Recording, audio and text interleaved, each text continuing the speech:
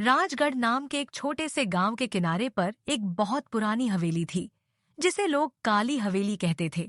गांव वालों का मानना था कि उस हवेली में किसी आत्मा का साया है, क्योंकि रात को वहां से रोने और चिल्लाने की आवाजें आती थीं।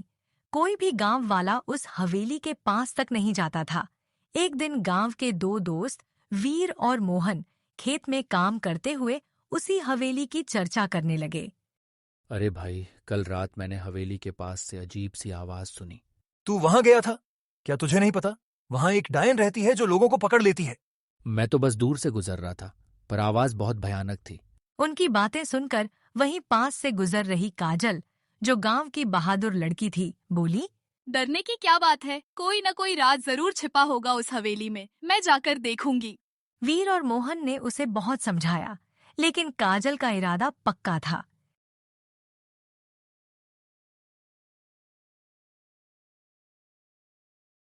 रात को जब सब लोग सो गए, काजल चुपके से अपनी लाल लालटेन लेकर हवेली की ओर निकल पड़ी। चांदनी रात में हवेली का टूटा फाटक चरमराता हुआ खुला। अंदर हर तरफ धूल, मकड़ी के जाले और सूखे पत्ते पड़े थे। अचानक उसे किसी के कदमों की आहट सुनाई दी।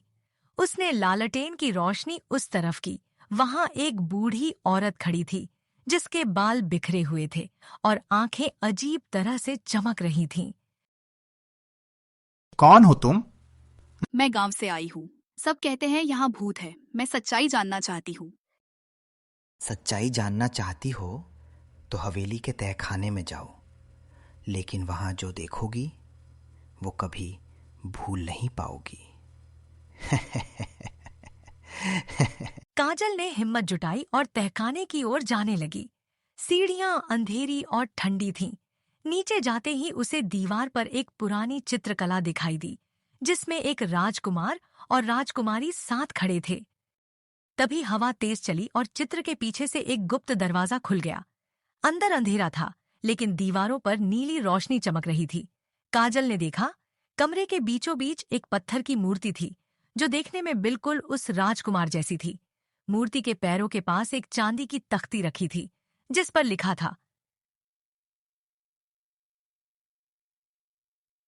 जो सच्चे दिल से इस हवेली के श्राप को मिटाएगा, वही इस आत्मा अब को तुम मुक्त सच करेगा। जान चुकी हो, उसने कहा।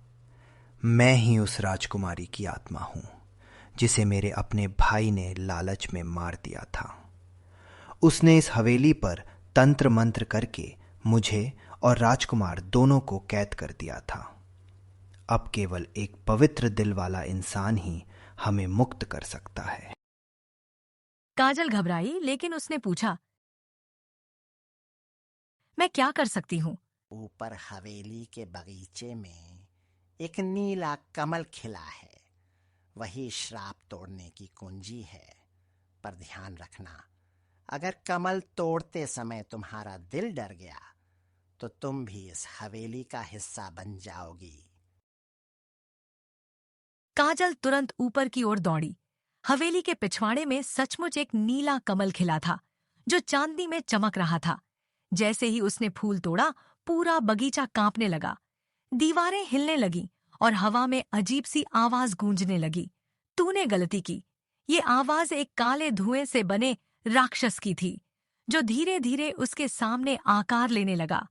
काजल डर गई, पर उसने हार नहीं मानी। उसने वही नीला कमल उस मूर्ति के पास रख दिया। अचानक एक तेज नीली रोशनी फैली और राक्षस की चीख के साथ सब शांत हो गया। जब धूल बैठी तो मूर्ति गायब थी। उसकी जगह वहीं राजकुमार और राजकुमारी खड़े थे। काजल, तुम्हारे साहस ने हमें मुक्ति दी है। अब ये हवेली कभी भी किसी को नुकसान नहीं पहुंचाएगी। अगले दिन गांव वाले जब हवेली पहुंचे तो वो पहले जैसी डरावनी नहीं थी। उसकी दीवारें नई लग रही थीं। बगीचे में सुगंधित फूल खिले थे और हवेली के फाटक पर लिखा था, साहस और सच्चाई ही हर अंधकार को मिटाती है। गांव वाले खुशी से झूम उठे। काजल अब पूरे गांव में वीर कन्या के नाम से जानी जाने लगी और उस दिन के बाद से राजगढ़ की काली हवेली लोगों के डर का नहीं, बल्कि साहस का प्रतीक बन गई।